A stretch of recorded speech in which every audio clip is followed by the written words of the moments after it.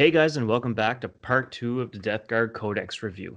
I'm your host, Dan, and joining me once again, we have Kier Edward Hey, how's it going? and Brian Robbie Show.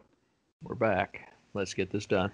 All right, so last time we left off, we were halfway through the stratagems. So we're just going to jump right into it. We're going to finish off the rest of this bad boy. And if we have enough time at the end, depending on how long this actually takes us to go, maybe we can actually go through a couple of the data sheets and so on, and just to kind of see what kind of stood up to us. But first of all, let's get through the main rules and get her on. So pretty much last one we left off with was the Dead Walk Again. Use this stratagem in your command phase. Select one Poxwalker unit from your army and roll 7d6. For each 3+, one of that unit's destroyed models is added back to it with 1 wound remaining. Models added back to that unit in this way can be set up within engagement range of enemy units that are already within engagement range of that unit. Each unit can only be selected for the stratagem once per battle. So wasn't there already something similar to this? You used to have to kill people in order to bring stuff back. Like you had infantry that never had to die, and they would just spawn back for whatever they killed. Feels more like the Necron's reanimation. Yeah. Gotcha. Which, if you played the new Necrons, you'll know there's a lot of cool things you can do. The big one I've seen is 100%. If I shoot you and kill models, you're going to reanimate onto an objective that you initially didn't have. And taking objectives in your opponent's phase is super good. The other thing I like this for is if you end up in close combat and you roll and you get those models back, you might actually be able to wrap a unit that you initially may not have been able to wrap due to not having enough distance or anything, because the only limiter here is your coherency check, right? So there's a lot of shenanigans here. I think if you're looking at a Poxwalker build, this is definitely the stratagem for you. I mean, hey, 1 CP, yeah, it can only be used once per battle, but still, like you're saying, like, hey, turn 4, turn 5, you still have that unit of Poxwalkers, and like I said, you're trying to contest that objective, and you're short 2 guys. It actually says each unit can only be targeted once per battle. So each unit. There we go. Okay. It's super nice because I can't imagine if you're running, say, 3x20, you're gonna be, taking one unit's probably gonna be more in the thick of it than the other ones, right? So each unit gets to use it once, so there's quite a bit of utility there to basically squeeze out some more. To me, I'd say the big thing is just squeezing out that extra movement to go places that you might not necessarily have been able to reach. Exactly. Next one up, we have Cloud of Flies. Use a stratagem at the start of your opponent's shooting phase. Select one Bubonic Astartes infantry unit in your army. I've been practicing. I can see that. Until the end of the phase, each time an enemy model shoots, if that unit is not the closest eligible target within 12 inches of that model, then until the shooting is resolved, that model cannot target that unit. In addition, until the end of the phase, if the select unit has the bodyguard ability, it loses that ability. If the selected unit has a Terminator keyword, this stratagem costs 4 CP, otherwise it costs 2 CP. So Cloud of Flies is definitely a throwback from the old one, but they've definitely tweaked it quite a bit. If I remember correctly, Cloud of Flies was Cloud of Flies initially a psychic ability? No. It was a stratagem. Okay, just one or 2 CP. They've really jacked it up because was it only 1? I thought it was 1 or 2. That's a new thing. But they've made it very clear that they understand how powerful this is with Terminators. So, and the big thing too is, like you say, if they have the bodyguard keyword, automatically lose it if you actually use this on them. So, because I can kind of see some pretty nasty combos with it with the bodyguard.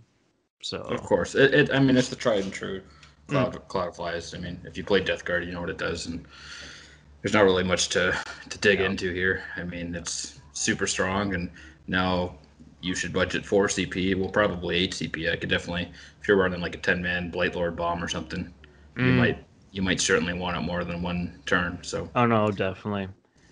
Next one off the bat, we have Break Their Spirits. Use this stratagem in the fight phase. When a Death Guard Terminator model from your army destroys a model in an enemy infantry, beast, or swarm unit, until the end of that turn, subtract 4 from the leadership characteristics of models in that unit for 1 CP. So that kind of goes back to some of the earlier stuff that we talked about, where if you're making like a subtract leadership build, this would be huge on it too. Like as far as some of the secondaries, I know there's a lot more to it than just the morale checks. I think it had to be killed with like a flag weapon, this and that. But if you ever want to try your hand at it, like this is definitely good for 1 CP to try to get that extra throw on it. Well, I mean, Terminators are probably more than capable of taking out Blade Guard vets and Eradicators or whatever's in your way. Like, subtract 4 from the leadership, you're forcing the guy to burn the CP to auto pass, or he's going to start losing some elite units. Is where I'd use that. 1 CP is pretty fair. Yeah, anything that comes in small squads and, Inceptors, for example. I mean, 1 CP, you just killed another 55-point Inceptor. And now you're forcing the attrition test, too. And there was something earlier in the book where you could give them an egg 1 to combat attrition. So now all of a sudden if they don't have the CP, for example, because you only need 1. So any turn, you have 1 CP at least, right? If you saw the opportunity, it could present itself.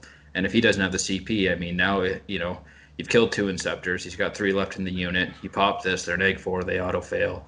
Now he's down to 2 Inceptors, and on 1s and 2s and 3s in that case, he's losing another one. So, I mean, you can, I mean, it's not, obviously it's useless against hordes and stuff like that, right? But custodies and things like that, you definitely get some mileage here.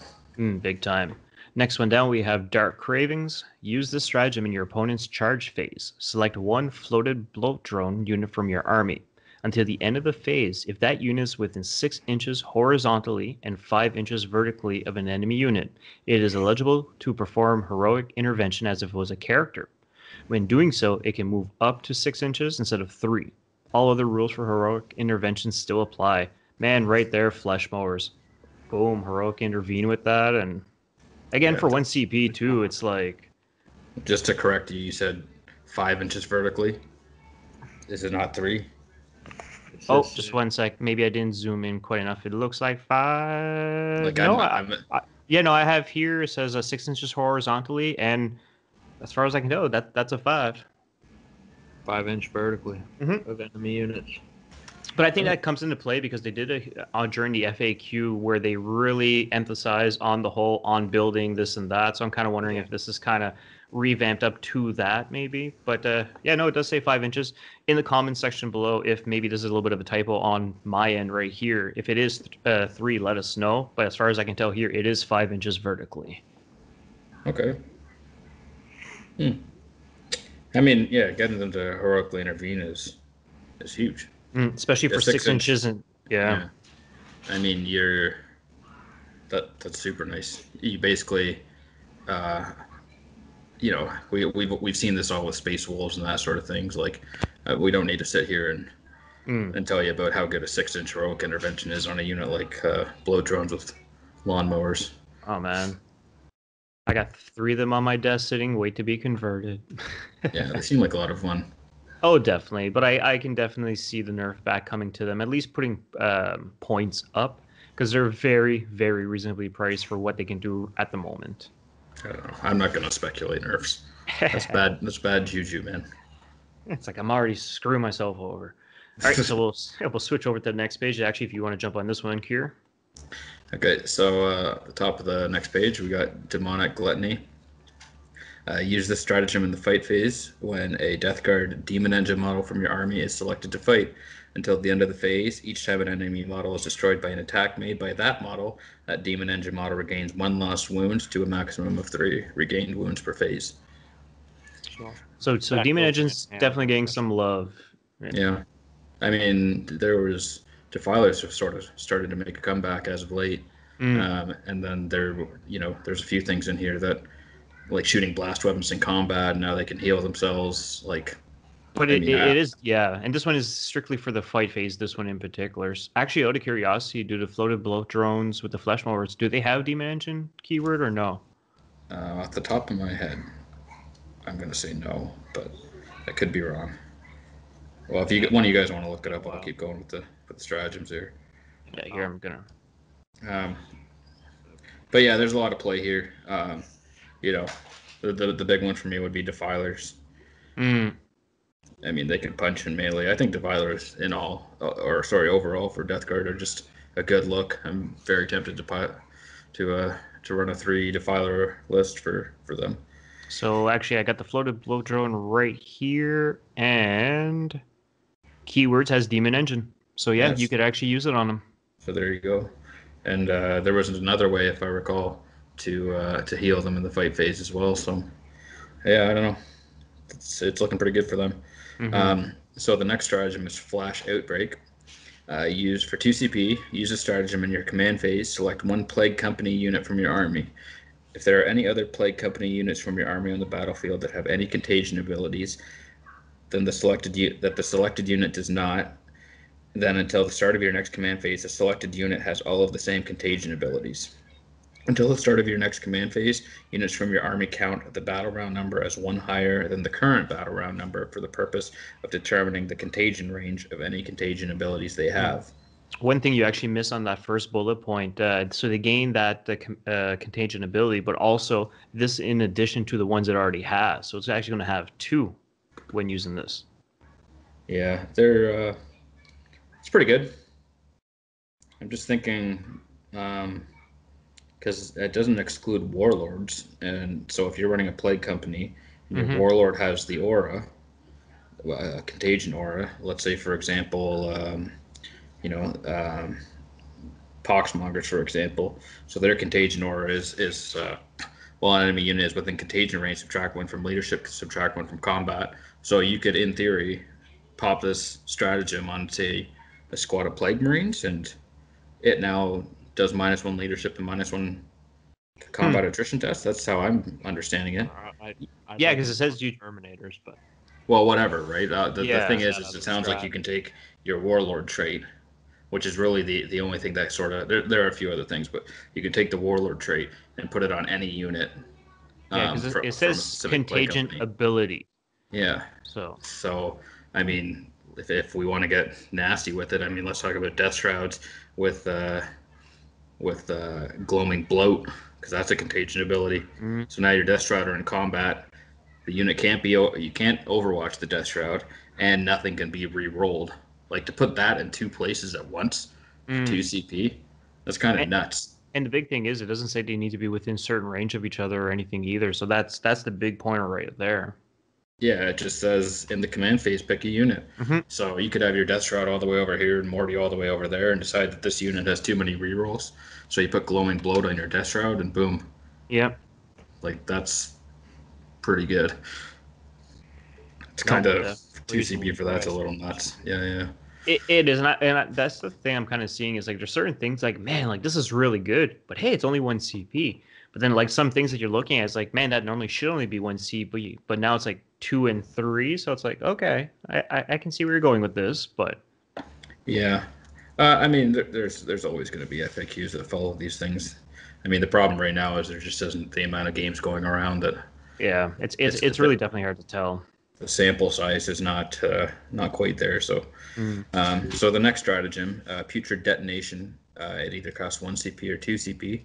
Use this stratagem in any phase when a Death Guard vehicle model from your army is destroyed.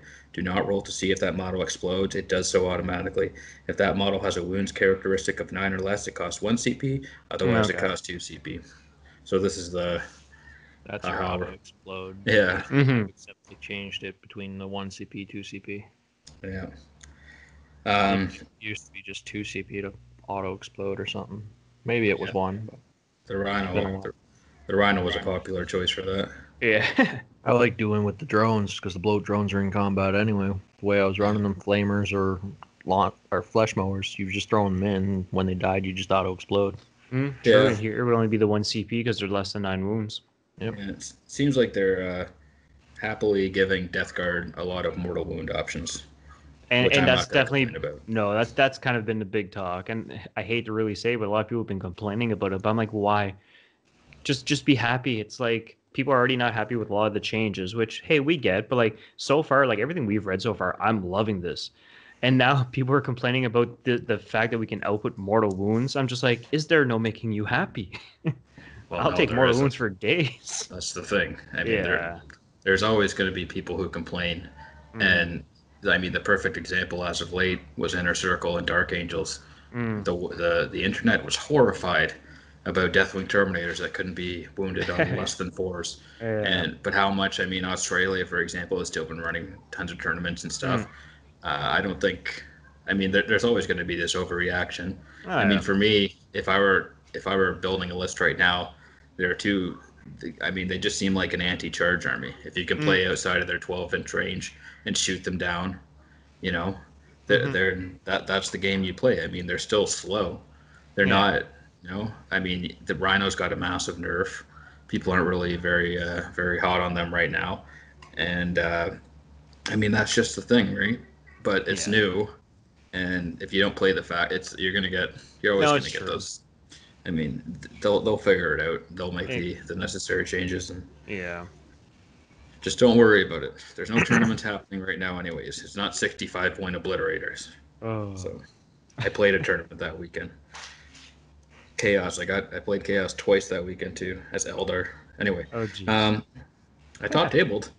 It was one of the worst top table games I ever played in my life. The opponent was bad sports. Anyway, so foul smoke screen, 1 CP. Use a stratagem in your opponent's shooting phase. When a Death Guard smoke screen unit from your army is selected as a target of the attack until the end of the phase, each time an attack is made against the unit, subtract 1 from the attack's hit roll. So Plague Burst Crawlers did get smoke screen. I do remember that. Okay. So, and I know, like, straight up Rhinos, you kind of throw them. You know what? Throw Rhinos ahead, pop the stratagem on them, do Cloud of Flies. So, I don't know. Cloud of Flies is only infantry now, I think. Was it? Okay. Bubonic Astartes keyword, which I think is only the Marine dudes. Yeah. But you guys can check. I'm pretty sure you can only Cloud of Flies. No, I think you're right. But I mean, it's nice to give your Plague Burst Crawlers some, if they're not going through, terrain or something like that. Exactly. Just to give them a little more survivability. So starting at the top page, starting at the top of the next column, we have the Blightning for 1 CP. Use a stratagem in your shooting phase. Select up to 3 Death Guard models from your army. Until the end of the phase, plague weapons with the grenade type that those models are equipped with lose the blast ability, have a type characteristic of pistol 6, and each time that model makes an attack with one of those weapons against an enemy unit within engagement range, that attack automatically hits the target. Ooh. I love this change. This is basically a change on the grenade bomb, without the massive deterioration. Like if you started with 20 plague marines, someone shot off 7, you're losing shots like crazy, right? Now you're down to 10-man squads, but this stratagem remains as powerful until you're down to your final 3 units. You can still use this. So even, the idea of having 5 plague marines around a plague burst crawler in your deployment zone as like an anti-deep strike, if they get locked in combat, that you only lose 2 plague marines, next turn you can pop this, and in your shooting phase you can light them up with 18 shots. And it gets even more interesting because I believe this would multiply with the Putrefier. So I think you can make those egg 1-2 damage as well. So I think so. We'd have to read exactly how it's worded, but no, I think that you're right there. All it depends on is if the Putrefier is grenades only, then it dials it back, and my thing's not loading, so I don't know what happened here. But anyway. Well, Brian, if you want to jump on, maybe check that out and we can see what the Putrefier. Yeah. Let me try and find so the next stratagem is Overwhelming Generosity for 1 CP. What a great name. Just popping Nurgle in his garden, just giving up gifts. Yeah. Use a stratagem in your shooting phase. When a Death Guard unit from your army is selected to shoot, until the end of the phase, add 6 inches to the range characteristic of plague weapons models in that unit are equipped with. So 18-inch flamers. Oh, that's the first thing I was going to say is Plague Spewers, just add in 6 inches. Yeah. Not much more to say about that. No, that's, I think you can also, the Plague Burst Crawler as well, getting an extra 6 inches. Oh, I'm just outside of your range. Well. Well, too bad. Well, that's Gotcha Hammer, though. But that's one of those things also, you could play a game and tell your opponent about it 5 times, and they'd still forget and probably be salty when you did it. Even if they did know about it, he'd still be salty. Yeah. So the next one is virulent rounds for 1 CP. Use the stratagem in your shooting phase when a Death Guard core unit from your army is selected to shoot. Until the end of the phase, bolt weapons models in that unit are equipped with have plague ability, the plague weapon ability. So, I mean, this is where you go Terminators, combi bolters, 40 of them. I mean, it would combo well with something like the Inexorable, where you can get the extra AP on them, and then now all of a sudden you have Lieutenant roll 2 or the reroll wounds of 1. That's probably the best thing I can see for it is 10 Blight Lord Terminators. If you're running them, this is probably worth it. And you know what? It actually goes with the overwhelming generosity too, because if it makes it plague weapons, then that allows that 6 inches on plague weapons. So yeah, so that's pretty cool. 30-inch combi bolters, and then I don't know. There's some nice synergies here. We'll have to see how the actual CP pans out for them. Yeah, and you're definitely reading them all. I mean, it seems like you could make categories of like certain list archetypes and figure out several of the best stratagems, but it doesn't really seem like there's very many bad ones. Like, I don't see you using every single one every game, but it definitely. As long as you're well aware of what is there in situations, like they'll be used at least once in one every second game or something like that. Or yeah, and like I said, your list type, your chose, the units you've chose are gonna sort of dictate what stratagems are strongest for you. But we have one left. So this one's called Disgusting Force for 1 CP. Use the stratagem in your shooting phase when a Plague Burst Crawler model from your army is selected to shoot. Until the end of the phase, each time the model makes an attack with a Plague Burst mortar, that attack has a damage characteristic of 3. And after that model has shot, select one enemy unit that was hit by one or more attacks made with a Plague Burst mortar by the model this turn. Roll 1d6 for each other unit within 3 inches, excluding Nurgle units of the selected unit. On a 4+, that unit suffers 1 mortal wound. For one CP, everything that's kind of cluttered around, like, hey, again, throwing up mortal wounds, I'll take it. Yeah. 1 CP, and you change your damage characters to 3 as well. Yeah, it's super good. Plague Burst Crawlers are. But I think the mortar was D3+3, wasn't it? So you might be taking a nerf on it. No, that's the entropy cannons. You're thinking the entropy cannons are D3+3 now. The mortar's flat too. Yeah. So you're getting extra damage out of it. So. And I had that aura for that putrefier here. I lost it again, but I got it. Essentially, Bubonic Astartes unit within 6 inches of the putrefier. This Blight Grenades model in this unit are equipped, have an armor penetration of -1 and a damage of 2. Yeah, so that definitely works together. Yeah. Because they're still Blight Grenades, they're just getting their type changed to Pistol 6. Yeah. So that's nasty. 18 shots, if you got them, let's say, you could pick them as the unit that you re-roll, like Marty's Chapter Master target. No, it's just like, I don't know, man. That could put out some hurt, No, definitely. 18 shots and a squad of intercessors. And the nice part is, I mean, you would do that in your shooting phase. You might be able to actually clear it, like in the scenario I proposed earlier. If they were guarding a Plague Burst Crawler, there might be potential to just get it out of combat in your shooting phase. Now all of a sudden they can shoot something else, or I don't know. There's some play there, so I like it. All right, so moving on. So to deadly pathogens, because that was it for the stratagems. Yeah. Okay. No. Perfect. All right. Excuse me. So deadly pathogens. So essentially the way this works is, we'll pretty much just go right down the page. So if your army's battleforging includes any Death Guard detachments, excluding auxiliary support, super heavy auxiliary, and fortification network detachments, then when you are mustering your army, you can upgrade any of the following models in your army by giving them deathly pathogens. So you have the Death Guard character models, bubonic Astartes models that have the word champion in their profile.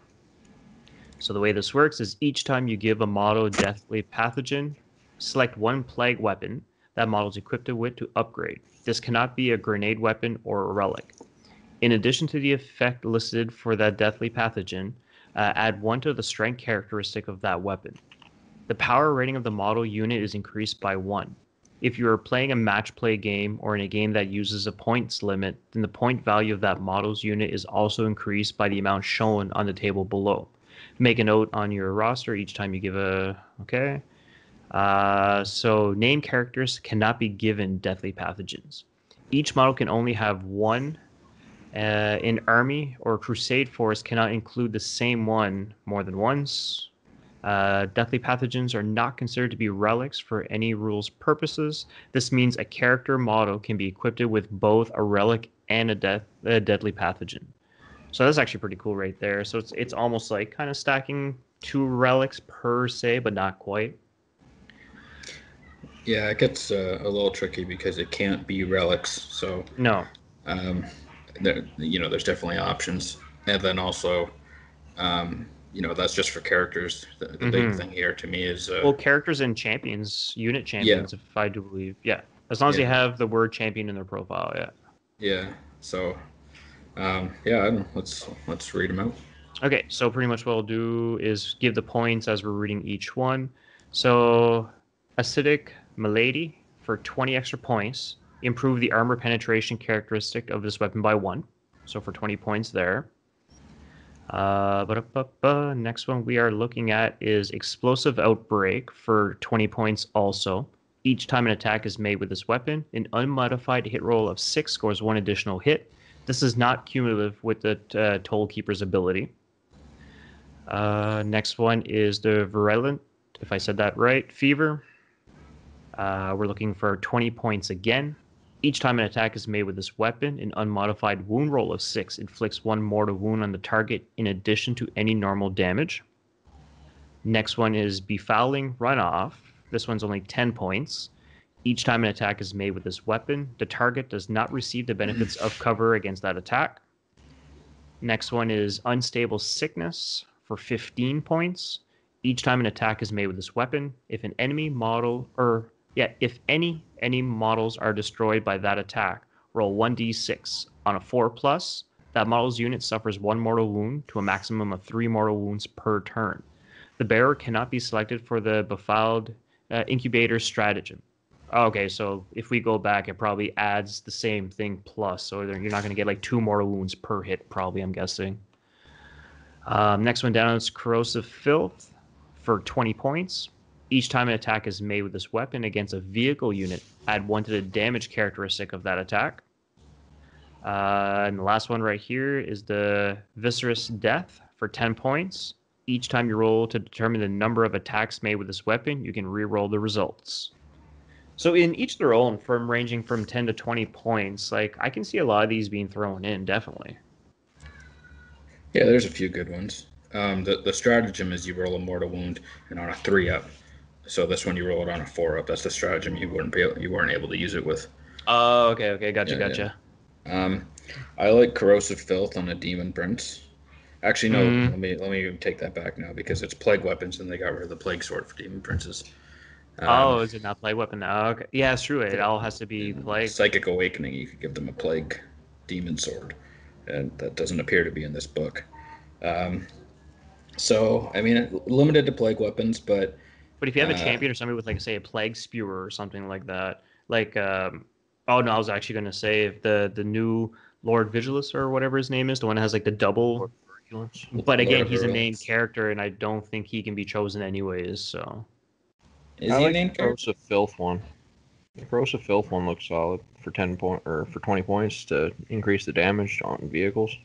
But then again, how many people are actually running vehicles in 9th? Ones that are afraid of Morty. I'm not sure the Lord of Virulence is a character or a named character. No, you know what? Maybe, yeah. I was kind of thinking of it as a named character, but then it's like Lord of Contagion. It's kind of the same thing. It's just Okay. No. I guess he does have a plague weapon, so it boosted to 3. The one thing I liked here was the new Chain Fist. I believe against. I'm really racking my brain here, but I think the new Chain Fist against vehicles does D3 plus 3 damage, and it only does D3 against infantry. So if you had like a Chain Fist, actually an interesting combination is you can now put a Chain Fist on a Term Sork, in the Death Guard Codex. So you could give him the +1 damage against vehicles, and now you have this thing that has the potential to do 7 damage. But keep in mind though, it's not considered a plague weapon though. Chain Fist. Ah, crap. Right? Yeah, it's like same thing. I'm starting to think of all these combos, but I'm like, wait, no, it's not a plague weapon. Dang. Here I thought I was onto something. Okay, well then, I would say, I mean, obviously the Lord of Contagion or the Lord of Virulence could make good use of this. I think the Plague Reaper on the Lord of Contagion is base 3, so getting that up to 4 could be super nice. There's a lot of combos. I mean, to each their own. It really just depends on how you interpret mustering your army. If you think this needs to be written on your list, or you can pick it from game to game, because I know, like, in tournaments, anything that has to be chosen like this as far as point wise has to be on the list and submitted as is. I mean, if we're just playing a fun game, then yeah, no, it really doesn't matter. But I know they definitely stated is if you are in tournament play and when your list is submitted, anything that's points like this, well, even like warlord traits, psychic abilities, nothing can be changed. Once it's on, it's on. So yeah. There's one there that lets you re-roll the number of shots, so that could be nice on a blade spawn D6. Oh no, true enough. You get the re-roll if you just roll 1. I mean, for 20 points, with how much you're probably going to be using him and shooting 1, it's probably is it even 20 points? No, it's 10. It's only 10 points, and you get to re-roll that D6. That's not bad. That's on Vicious Death. Each time you roll to determine the number of attacks made with this weapon, you can re-roll the result. So I like that on a Foul Blade spawn. For 10 points, definitely. 2d6 grenade also. Or actually, I guess you just pick one weapon. It's up to you. But yeah, it replaces the weapon. That's one I like. Anytime you can take neg 2 to neg 3, I think is a good choice. And I don't know, those are probably the 3 main ones. I don't know if I would say my favorite ones are +1 damage or the Vicious Death on the Blade spawn. Those are probably my... Well, the big one, like I said, the armor penetration too, because like we were mentioning, I think in the last episode, is where a lot of things now ignore the whole -1, -2, so anything to bump it up to that 3. Yeah, I mean, there's, Typhus Scythe becomes neg 2, so that, I mean, it almost counters Storm Shields in a way. If you feel the need, if you think you're going to be coming across a bunch of Storm Shields, then there's definitely an argument to be made for giving something... an additional AP. But the AP is the reroll weapon type, the +1 damage against vehicles. I would say those are probably, for me, the 3 front runners. No, definitely. All right, so moving on, we have Warlord traits. If you want to take this one away, Brian. Yeah, so each time you determine a Warlord trait for Mortarion, you replace all instances of Plague Company keyword in that Warlord trait, if any, with the Death Guard keyword. And if you got a Death Guard character model, replace all the instances of the Plague Company keyword in that Warlord trait, if any, with the name of the Plague Company that your character is from. For the traits themselves, we got Revoltingly Resilient, which the Warlord would not lose a wound. Or if the Warlord lost a wound, then roll a d6 on a 5-up. The wound is not lost. So that's your standard Feel No Pain that Death Guard used to have. Exactly. Discussing resilience became Revoltingly Resilient. Yeah. Living Plague is an aura. While an enemy unit is within 3 inches of this Warlord, that unit cannot be affected by aura abilities, excluding those that are psychic powers of units from your opponent's army. Okay. That's a fairly interesting one. I like it because the Space Marine favorite Rites of War is an OBSEC aura. So it's a nice counter to that. My Terminators are with your Terminators, and no, you don't, because I have more models. Yeah. And keep in mind, like as I'm reading a lot of these, I've been seeing a lot of things online, especially when it came to Morty, where he has his 3 basic ones, and you get to choose another one. So I'm taking these in, being like, oh man, what's going to be a good one for him throwing on? And there's a lot of options. Oh yeah. Hulking Physique is the next one. Add 1 to the wounds characteristics of this Warlord, and each time an attack is made against this Warlord, an unmodified wound roll of 1 to 3 for that attack fails, introspective of any abilities that the weapon or the model making that attack may have. That's a neat right on Demon Prince right there. Yeah, I think that one's pretty solid. That one seems like a very solid Warlord trait. Some of the wimpier characters, like Plaguecaster, for example, where like there's certain things like AdMech horses and stuff coming and sniping your characters. The things that don't have the invul and only a 3-up save, it definitely gives them a little more life. Exactly. I mean, it's transhuman. It's transhuman. Except it's on the hit roll, or no, it's on the wound roll. An unmodified wound roll, 1 to 3 for that attack fails. Yeah, yep. It's literally transhuman for a character you choose, because now you can designate warlord traits beyond just your warlord. Mm-hmm. The next one on the list is Arch Contaminator. It's the aura. While a friendly Plague Company core unit is within 6 inches of this warlord, each time a model in that unit makes a melee attack with a plague weapon, you can re-roll the wound roll. Each time a model in that unit makes a ranged attack with a plague weapon, that targets a unit within 12 inches, you can re-roll the wound roll. Once again, that's another pretty solid aura trait. Oh yeah. I'm loving just the re-rolls, yeah. Yeah, amplifying like flamers out of Deep Strike, for example, like Death Shroud. This screams Deep Strike this with Death Shroud to me. Mm. Oh yeah. Yeah, put a Source Lord down, Terminator armor or something like that. Oh yeah. The next one on the list, Rotten Constitution. Add 1 to the toughness characteristics of this warlord, and each time an attack with an armor penetration characteristic of -1 or -2 is allocated to this warlord, that attack has an armor penetration of 0 instead. Just so like we were talking earlier. Yeah, exactly. With how a lot of armies have that -1, -2 AP thing, doesn't really count anymore. And again, like I'm looking at this, like between hulking physique and this, it's just like, man, it screams Demon Prince to me. But like I said, it definitely works with a lot of other characters too. But this one here, I think, if you can get your character to a 2-up armor save, this one becomes extremely powerful because most of the characters have a 4-up invul.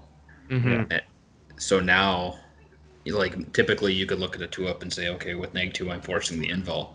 Now it has to be -3, or you're still saving on a 2-up. Yep, that's such a huge swing. Oh, that's true. You also get the extra toughness. So even on a Chaos Lord and say Terminator armor, it's 6 toughness. You're going a tough 6 now. Yeah, I really like this one for Terminator armor because it just seems like it gives you so much more mileage on that 2-up save.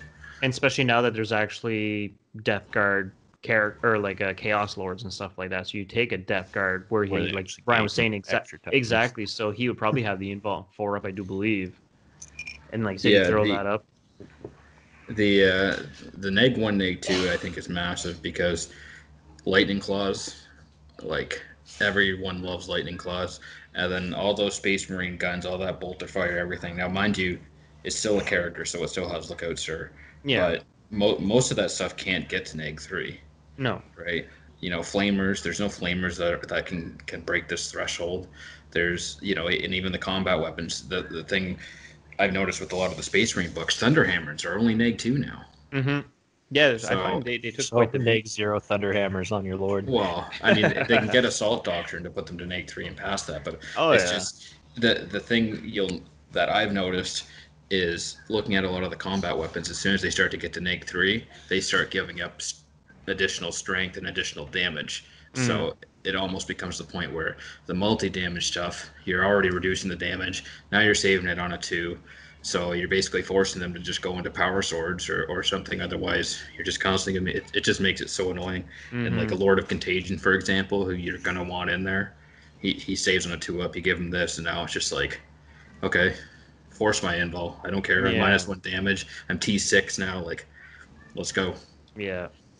The Demon Prince is a good choice, but I think you're going to want to take that Relic Suppurating Plate on him. Suppurating Plate, sorry. I'm jumping ahead, but it gives him a 2-up save, so. In combination with that, exactly, it's super nice. The next one. I really like Constitution. Come on, Kier, stop cutting him off. He's trying to get to the last one. It's a good. I know you like it. It's awesome. I like it a lot. I love this. Now, if you don't run it, I'll be disappointed. I'm a huge fan. Oh, my list is made. Bass Bros are back, baby. So yeah, the next one on the list is Foul Effluence. It's an aura, and while an enemy unit is within 6 inches of this warlord at the end of your movement phase, roll 1d6 for that unit. On a 4-up, that unit suffers a mortal wound. So that's probably the weakest one of them. Yeah. It might be the worst warlord trait in the book. And it's handing out mortal wounds on 4-up, so that says a lot. Yeah. And And as far as the warlord trick, Typhus gets Shamble Rot, and Mortarion gets Revolting Resilient, Living Plague, and Arch Contaminator. So then plus one more for his data sheet, which we can talk about later. But I'm interested to hear your thoughts on Typhus, because it does. Anyway, we'll get to that. He doesn't seem to be at the forefront of conversations anymore. No, I mean, it's been a while that he hasn't. Points value and stuff and what he's doing, I don't feel he's worth it. I just thought with the change to Poxwalkers, there would definitely be people talking about that. But anyway, we're getting ahead of ourselves, so we'll jump back to this. Yeah, so we'll jump over to relics. So if you want to jump on this one, Kier. All right, so I'll start from the top here. Mm-hmm. If your army is led by a Death Guard warlord, you can, when mustering your army, give one of the following relics of decay to a Death Guard character model from your army. Named characters and vehicle models cannot be given any of the following relics. When a model from your army is given a relic of decay, replace all instances of the Plague Company keyword in the relics rule, if any, with the name of the Plague Company that your model is from. Note that some relics replace one of the model's existing items or war gear. When this is the case, you must, if you are using points values, still pay the cost of the war gear that is being replaced. Write down any relics of decay your models have on your army roster. So the first one is Reaper of Glorious Entropy. It is a relic Man Reaper. So a model equipped with a Man Reaper or Plague Reaper only. The relic replaces a Man Reaper or Plague Reaper and has the following profile. It's a melee weapon that's ×2 strength, -3, flat 3 damage. It's also a plague weapon, and each time an attack is made with this weapon, an unmodified wound roll of 6 inflicts 1 mortal wound on the target in addition to any normal damage. Mm-hmm. I'm just trying to think here. I'm just going to skip ahead. I just want to see what's actually the base stat line of a Plague Reaper or Man Reaper. I believe it's 2 damage. And -1 to hit. I think you're losing the -1 to hit. You gain damage and you gain the mortal wounds on it. It's strong. It's worth the CP to put on a Death Shroud champion. Yeah, because I'm looking right here, and like say a Man Reaper, we're looking at only +3 instead of ×2, and is only 2 damage. So yeah, so you get the ×2 and 3. -1 to hit, right? Each time, yep. Subtract 1 from it, so you don't. Yeah. So it really jacks up your champion. I think it's worth it. If you're running Death Shroud, you should spend the CP and take this relic on your champion. Mm-hmm. So the next relic is Plague Skull of Glothala. Once per battle, at the end of your movement phase, the bearer can use this relic. If it does, select one enemy unit within 6 inches of the bearer and roll 7d6. For each 4/5, that unit suffers 1 mortal wound. For each 6, that unit suffers d3 mortal wounds. So it's more mortals upon mortals. And again, you can just put this on a champion. If you have CP and you want to, jack up that Plague Knife squad or something. Yeah. But it is once per battle. But I mean, still. Yeah. It's not, it's nothing too crazy. I wouldn't be choosing this over something else. But there's no limitations too. So, I mean, it can stack with some of those other things like the Deadly Pathogen. Yeah. That we were talking about earlier. So, just another way to just get mortal wounds out in the movement phase. If they rewarded this to doing it in the command phase, I think it becomes a little more interesting because as we talked about with scoring primary and the way it's written, this becomes another nice option to have, especially if you have something with OBSEC that just needs to get ahead. Just to be off that objective. Yeah. So the next relic, Demon's Toll, it's exclusive to a Noxious Blightbringer. Once per battle at the start of your opponent's movement phase, the bearer can use this relic. If it does, select one enemy unit within 6 inches. Until the end of the phase, each time that unit is selected to fall back, roll 1d6. On a 2+, that unit cannot fall back and must remain stationary instead. Again, once per battle, I wouldn't choose it over something else. I mean, it could definitely become situational, but is it really worth? I mean, if you're running a Noxious Blightbringer, I feel like you're probably teching into some sort of Plague Marine build where you're abusing knives and grenades and stuff like that. It's not hard for me to imagine that if that was a route you chose, this relic wouldn't earn its worth at least once. Considering some of the armies like Tau, for example, it's rumored that they might be getting their fall back and shoot. So just to be able to prevent that, tie Yeah. stuff up, it's good. I mean, One thing that kills it for me, and it's like the stupidest of little things, is but like, why are you making me roll a 2 up? Just it's a once per battle thing. Just let me have it that one. because dice are No, fun. it's gonna be like Vec. You pay to have it and you roll your 1. Yeah. Dice are fun. Wasn't Vect you spent the CP and it was a 4 up? I'm trying to remember now. Well, It in was fact, what it is, CP. you spend 4 CP. different- If you rolled a 2 to a 5, they just can't use it, but they get their CP back. But if you roll a 6, it stops it, but they still spend the CP. Right. But if you only roll a 1, nothing happens. But you were allowed to command point reroll that. I feel like Jakari's been gone for so long. But soon we'll be back in full force. Seemed like flyer changes really took them off the map. Mm. And now you can literally take them off the net map and no one's using them anymore. Anyway, the next relic is Figaris Home. So it's very simple, add 3 inches to the range of the bear's aura abilities to a maximum of 12 inches. The fan favorite. Could be real big, yeah. Yeah, the fan favorite right now seems to be a Plague Surgeon, given that 6 up, feel no pain. Oh, yeah. Which, some people don't care about it. I mean, orcs live for it, and I still think a 6 up, feel no pain is better than nothing. So no, it's true. You're still getting that chance. Yeah, I'm in. The next one is a Putrid Periapt, and it's for a Malignant Plaguecaster or Terminator Sorc. So it's 2 bullet points. The bear knows 1 additional psychic power from any discipline that it has access to, and once per battle, after successfully manifesting a psychic power, the bear can regain up to D3 lost wounds. That's good just for having the additional psychic power. Yeah, if you're running a non-Morty list, I feel like bringing Morty, you probably aren't hurting to get enough psychic powers, but if you aren't bringing Morty, then I could see you trying to squeeze another one out. Right, because the base Sorc and Plaguecaster only knows 2. Morty knows 3. And depending on what route you're taking to when you're building it, because wasn't there some of the abilities that was more towards the psychic, and if their abilities were to already add 1+? I'm trying to remember which one it actually was. You're talking about the Wretched? Wretched Plague Company? Yeah, I think that's the one. Whereas, like I said, it's like... Here, just give me a sec here. Keep going, and I'll find it. Yeah, I believe you're talking about the Wretched Plague Company. They have the stratagem where they know 1 additional psychic power, and they can reroll a psychic test.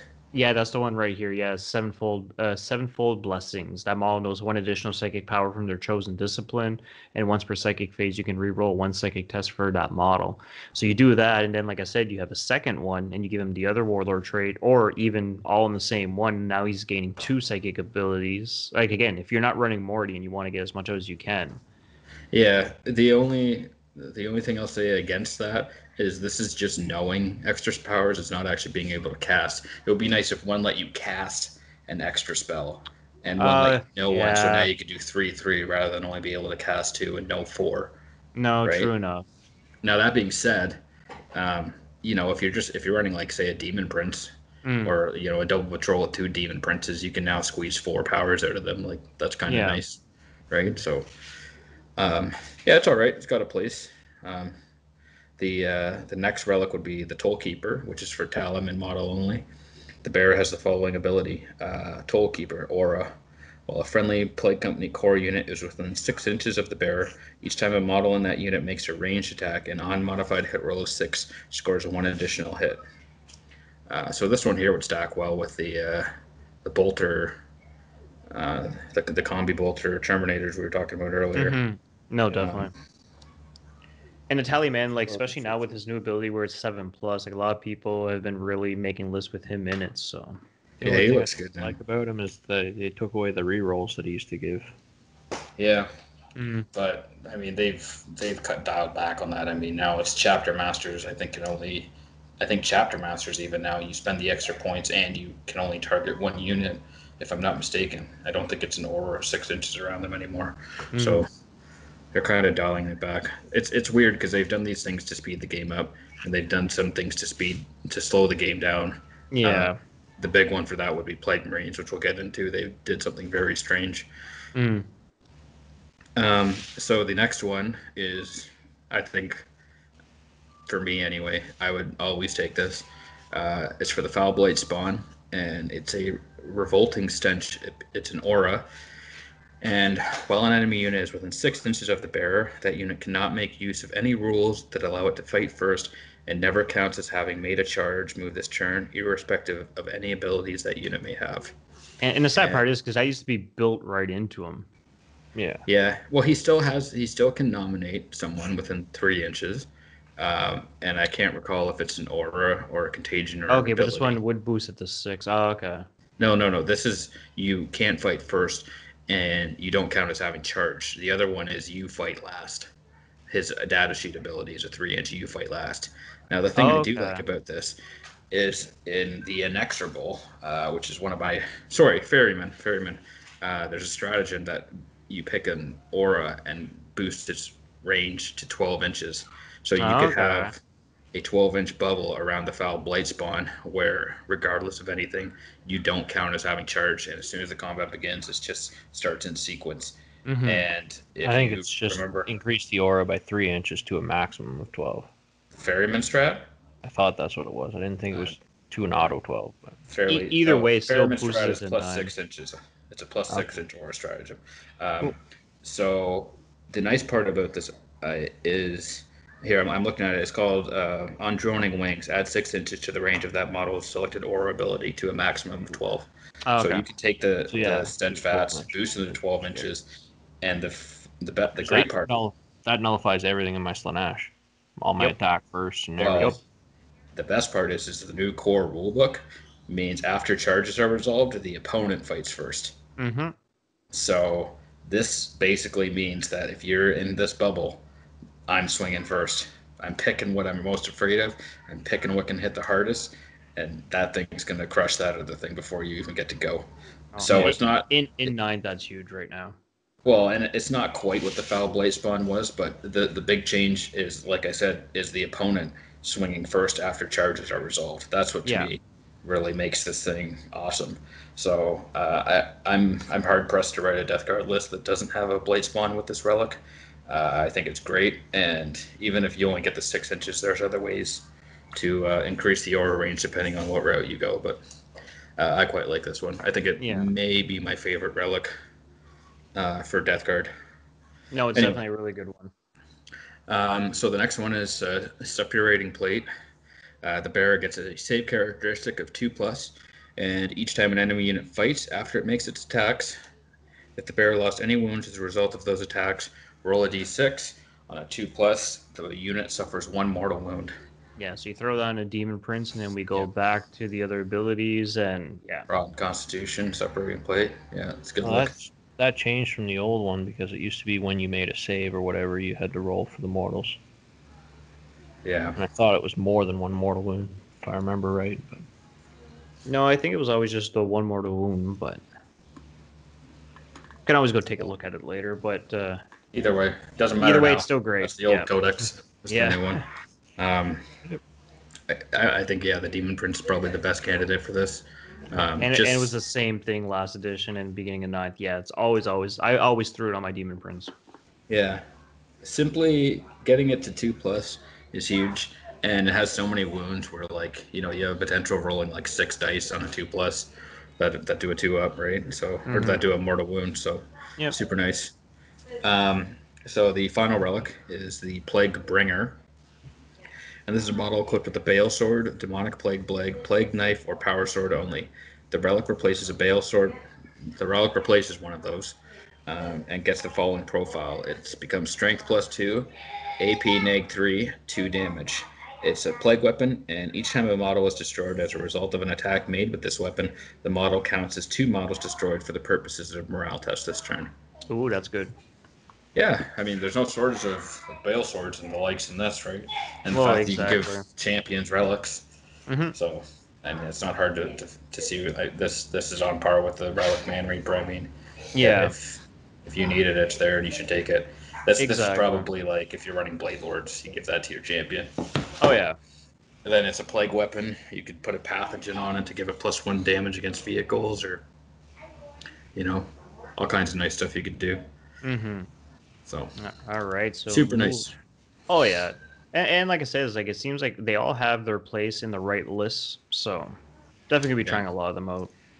I like that it feels streamlined too. Like all the relics, like you said, they have a place in the list, and there's not like just these odd things in here that are just garbage. You know what I mean? Like the Plague Skull of Glothala is probably, to me, probably the bottom one, and it's just handing out mortal wounds. So again, Yeah. That kind of speaks to its, the quality of this codex so far. Yeah. All right, and moving on to the last page of extra rules is the Contagion Discipline. So first one up, we have Miasma of Pestilence. It's a blessing, warp charge value of 6. If manifested, select one friendly Death Guard unit within 18 inches of the Psyker. Until the start of your next Psychic phase, each time an attack is made against that unit, subtract 1 from the attack's hit roll. So pretty much same thing as what it was, I do believe. It's just your given spell you give Morty when he goes ham. Yeah. Yeah. It's worth re-rolling if you fail it. Yeah. Next one down is Gift of Contagion. It's a where are we at here? Warp charge value of 5. If manifested, select one enemy unit within 18 inches of the Psyker. Until the start of your next Psychic phase, subtract 1 from the strength characteristics of models in that unit. If the result of the Psychic test was 8+, subtract 1 from the strength and attack characteristics of models in that unit instead. I like it. You know what? Just keep making them weaker and just make it that much easier just to kick their ass. Yeah. So you're making our Eldar strength 2 now with their tough 2? Yeah. I just imagining them starting to roll their dice and realizing they're -1 strength, -1 attack, and -1 toughness.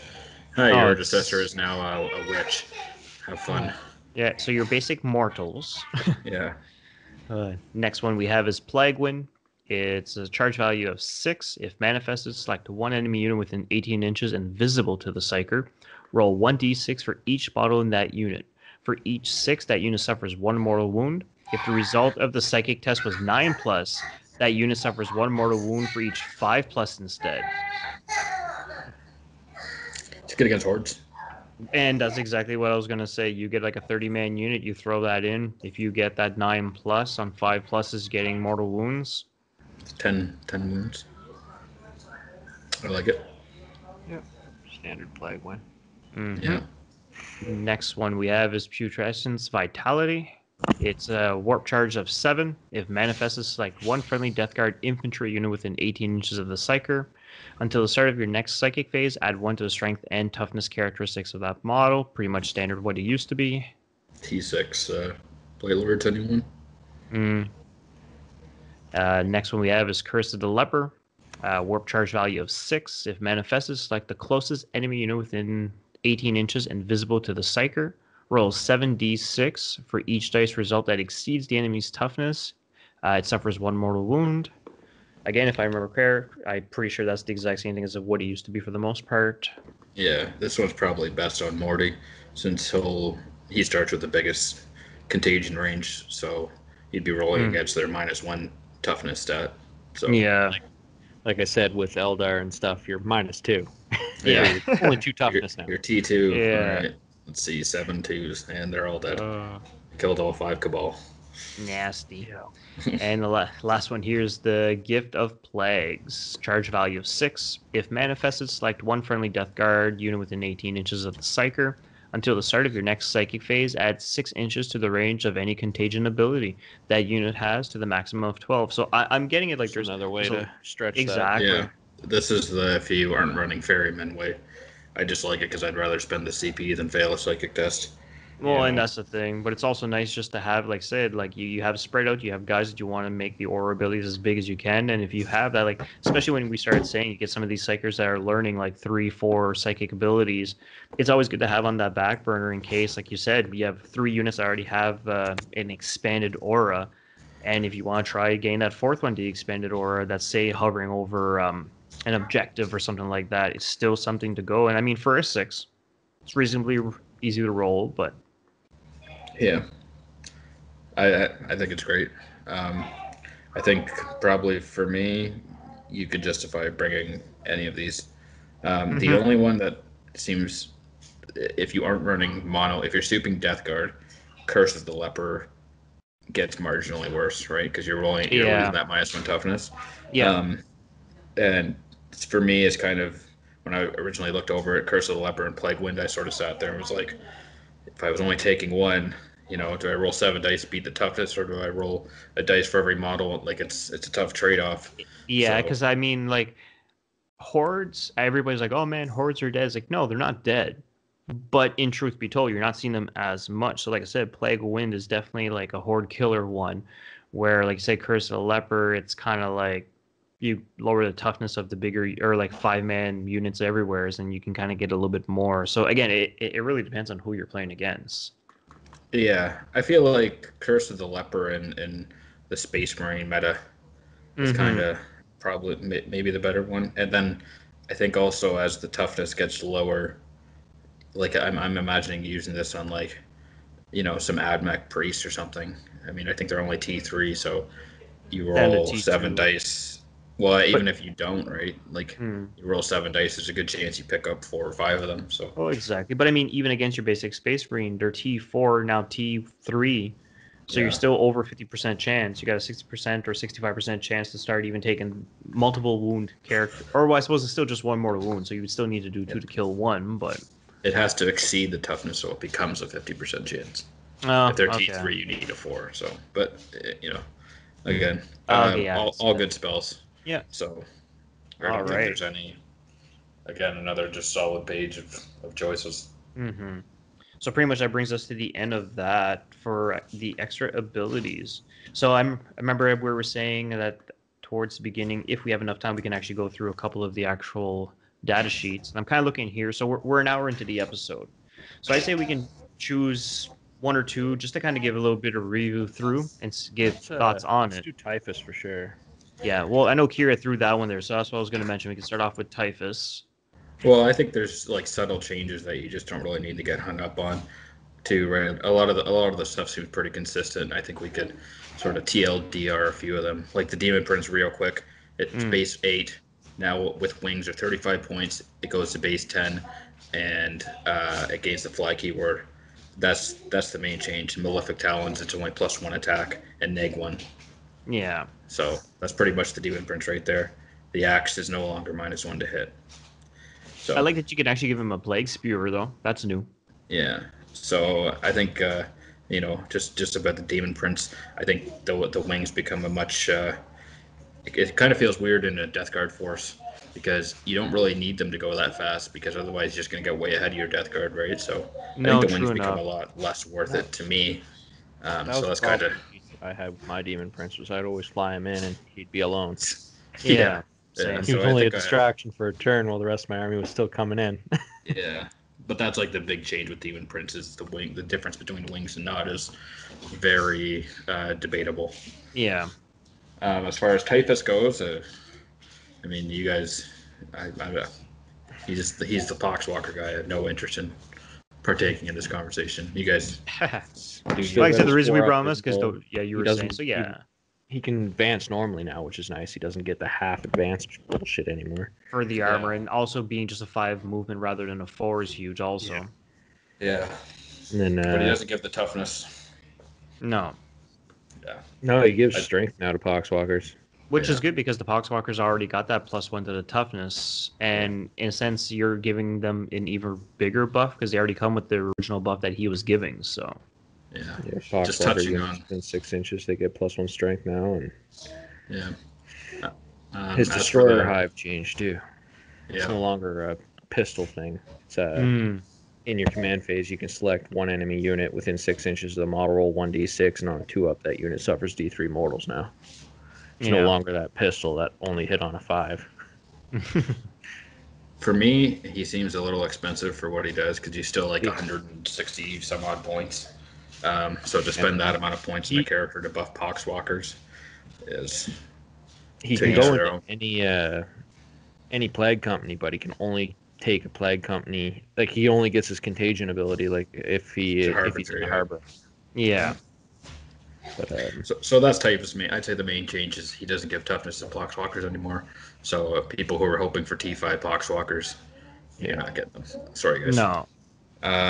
Chaos Poxwalkers did go to tough 4 Yeah, they just Well, got that's the it. thing, And they yeah. still got Don't the look at it 6-up as a shrug. nerf.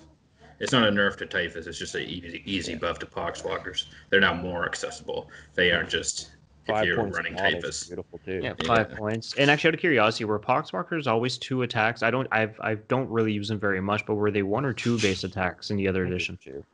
Okay, I because believe they they're were currently one. still at 2 now. So I thought they were 1. I thought I they could were be always wrong. 2, but they got another one if they were over a certain amount in their unit or something. There was a benefit if they were over a certain number. Yeah, it could be right. You guys ran them. I did not. Yeah, actually, I never ran them. Okay. Battle Scribe 2 attacks. Yep, they had 2 attacks before. Okay. Codex. So the Chaos Lords, nothing to talk about here. They're Well, they Chaos get Lords. the extra toughness. They're actually Death Guard Yeah. Chaos Lords. Yeah, now. Death Guard Chaos Lords. So that's Exactly. Same thing with the sorcerers. They gained a +1 toughness to make them actual, like I said, Death Guard. Because even in the other codex, it wasn't even Death Guard Chaos Lord. It was just Chaos Lord Sorcerer. Yeah. The next data sheet, Lord of Virulence. I think we should sort of talk about this going because people have been waiting for him. So The other thing with Poxwalkers, they can't perform actions, yeah, excluding Spread the Sickness action. Yeah. yeah. So if you're running them, you should probably bring that maybe. But like we talked about it before, and it's like super easy to deny that. But they still auto pass their morale and yeah. So the next stuff. the next character we got here is the Lord of Virulence, the new one, the new model, sick model. I will say that. Oh, it's so it nice. looks awesome. I want to pick one I up. do like And that. he's cheaper than I was expecting. I was expecting him to be like $60. I don't know why, but he's only 45. So it's pretty nice. So he's got a move of 5. He's basically got Terminator armor. Yeah. Which gives him the 4-up invul. So by the way, Cataphractii armor, the half advanced thing is gone. Anything that's in Terminator armor. Yeah, anything in Terminator armor moves 5 inches, gets a full advance, has a 2-up save, and the Death Guard all kept their 4-up invul, which is very nice. Which is huge, yeah. And he's sitting at 6 wounds, which is nice. 5 attacks. Yeah, so he's weapon skill 2, ballistic skill 2, strength 4, T5, wound 6, 5 attacks, leadership 9, saves on a 2-up. He's got a twin plague spewer, which is 12 inches, heavy 2d6, strength 5, neg 1 damage. So it's basically a plague heavy flamer, and yeah, that's literally it. It's a plague heavy flamer. So then he has a plague. We were also talking earlier. Whenever, like I said, you spend the extra 10 points to throw it on him. Whenever it came to an actual plague weapon. And then what was it? An extra AP or extra damage? Was it? I'm trying to remember. Yeah, you get extra AP. Yeah, extra AP. And I think there was something with Death Shroud in one of the plague companies where plague spewers get +1 damage, +1 AP. And that's what I was actually thinking of. Yeah. Yeah. So then he has this plague claw, which if you're looking for something to boost AP on, this is probably the one. So it's strength times 2, neg 1, 2 damage, plague weapon, and each time an attack is made with this weapon, subtract 1 from their hit rolls. Is that neg 1? Is that what I'm seeing? No, neg 3. Is it neg 3? Okay. Yeah, that's why when you said 1, I'm like, no, it's Okay. It's a power claw. Yeah. Yeah. After I read the stats, it seemed really stupid that it would be neg 1. So never mind. Disregard. This would be something to boost the vehicle damage on. Mm-hmm. So he has a 4-up invul. While a friendly plague company core character is within 6 inches of this model, they reroll a hit roll of 1. So he gets the Lord rule. And while a friendly plague company unit is within 6 inches, each time a model makes a ranged attack with a plague weapon, an unmodified wound roll of 6 improves the armor penetration characteristic of that attack by 1. No, so that's good. Pretty decent. I mean, combine that with that other one. Yeah. It's you pop vets on your Death Shroud, so they get the +1 to wound. So the strength, the new vets, I forget what it's called, but 2 CP vets. So now they're strength 3 with +1 to wound, which in a lot of cases I have to believe will be a 4. And then you can get it up to neg 3, 2 damage. That's kind of hilarious. So no, he definitely looks like he's gonna be a lot of fun. He's cool. Like I said, I mean, if nothing else, he should just get the model just because he's a sick model. Lord of Contagion, he's kind of, he's badass. I like him. Oh, he's always been. I always had him in a list, yeah. Yeah, but I don't think too much has changed with him. He adds 3 inches to the contagion range of all contagion abilities this model has. So already he's starting off at 4 inches, which is nice. Then he gets the Lord reroll, which I don't think he had before, did he? Yeah, he did. Yeah, I'm pretty sure he did. I'm pretty sure he had it. He was just a beefy Chaos Lord, probably. No, he didn't. Oh, really? No? He had Death to the False Emperor, Cataphractii Armor, Disgustingly Resilient, Nurgle's Gift. That was it. He was surrounded. He has Nurgle's Gift, which was a 4-up mortals around him. But other than that, he didn't. Yeah, he gained Lord reroll in this. Oh. So the other things that changed, his weapon was D3, and now it's just flat 3.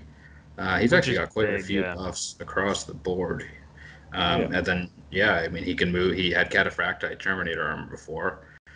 He used to just have the Man Reaper, and now he has these Orb of Destruction, which is a 3d3 grenade, 4-1-2 blast weapon. He can only use it once for battle. But still.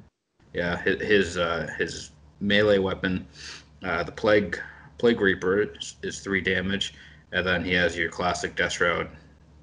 Why is the Man Reaper on here? Oh, sorry. Okay, I see it now. He can have a Man Reaper with the Orb, or just the Plague Reaper. Okay, yeah, there's the War Gear options, yeah.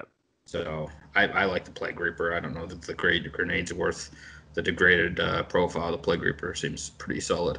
But yeah, pretty much buffs all across. I mean, he lost his Mortal Wound aura, but you can clearly get that in many other ways now. So honestly, I prefer the rerolls, because that's the thing I find with Chaos was kind of lacking a little bit, was the rerolls, and especially in Death Guard whenever I was playing it. So like I said, there's so much more other options, just like you said, to put out Mortal Wound. So I rather, like I said, throw him with a bunch of like a Chaos or the Death Brain Fart, really. Light Lord Terminators. There you go. Run them in, get the reroll hits. Yeah. I like him a lot. And then the fact that he has this base add 3 inches to contagion range, and then there's psychic spells and stratagems to give him an extra 6 inches. You can basically turn 1 pretty easily get whatever Warlord contagion you put on him up to a 10-inch range right from the get-go, or a 12-inch max by turn 2. So I think he's got a lot more utility now. I think, looking at him now versus then, I think in the past you just kind of go, he's cool. Yeah. But now it's just like, you probably want him. He was one of those characters that would drop in with the Terminators, and then if you failed your charge, he was useless. Yeah. The thing I'm struggling with is I don't know if you want him or the Lord of Virulence. I'm super stuck on that. So you'll have to decide that. You either get a bigger contagion range, or you get the boosted AP on 6s. But they both kind of, I don't think you'd run both. I think. No, well, you can only have one per detachment, if I remember correctly. Anyway, so you'd have to run a battalion and a patrol if you wanted to, or. Yeah, I was just gonna say, I think it's fine that they sort of have this overlap, because it makes it, easier to accept that you're limited by that. So. The Sork is a Sork. It's a Sork is a Sork. In Terminator armor, they can do a cool loadout now. They can take Chain Fists and the Combi Melta. So if you want, that dude can bang with the best of them. There's the Malignant Plaguecaster. Should we talk about your favorite cure, as I'm looking at it right now, the new Death Guard Possessed? No, you're just gonna get me salty. It's gonna get you all nice and angry. Yeah. The Plague Brains are super awkward now, because they changed all their melee loadouts. It's like they want you to have to use 5 different attack profiles per turn. Because in theory, you could take 2 axes, 2 flails, 2 cleavers, 2 maces, and it's like when you're rolling that, it's just. It's like, I almost hate how they made it just so complicated. It's just like, I don't know. Yeah, I think if your War Gear options is as many bullet points as this, 1, 2, 3, 4, 5, 6, 7. I know, it's ridiculous. 14 bullet options under the War Gear option. I think you probably did it wrong. Yeah. Because there's the stratagem that gives them a Blade of Wounds, which makes me want to take two corruption, 2 flails of corruption, 2 cleavers, and 2 maces of contagion, and a Power Fist Sergeant. But that's 4 different melee profiles. Yeah.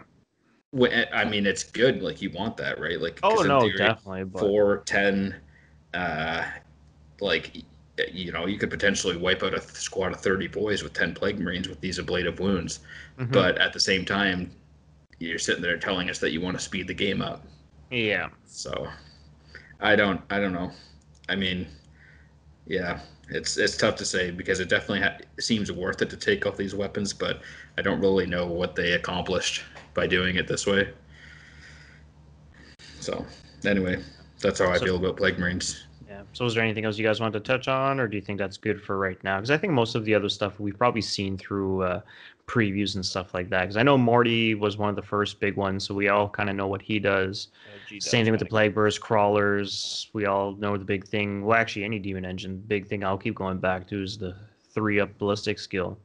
It Yeah, still degrades it's to huge. 4 afterwards, but man, like that's massive just across the board. Yeah, See that coming to Chaos in the future. Oh no, definitely, yeah. If Death Guard got it, we're gonna see the Chaos Space Marine Codex get it. If not, an FAQ. Sad. yeah. Sad Chaos. Yeah. All Well, I right, no. mean, just looking here, Oh, I think yeah, most of the stuff's pretty much. Talaman changed a bit. I don't know if you guys want to. Anyway, it's up to you. yeah.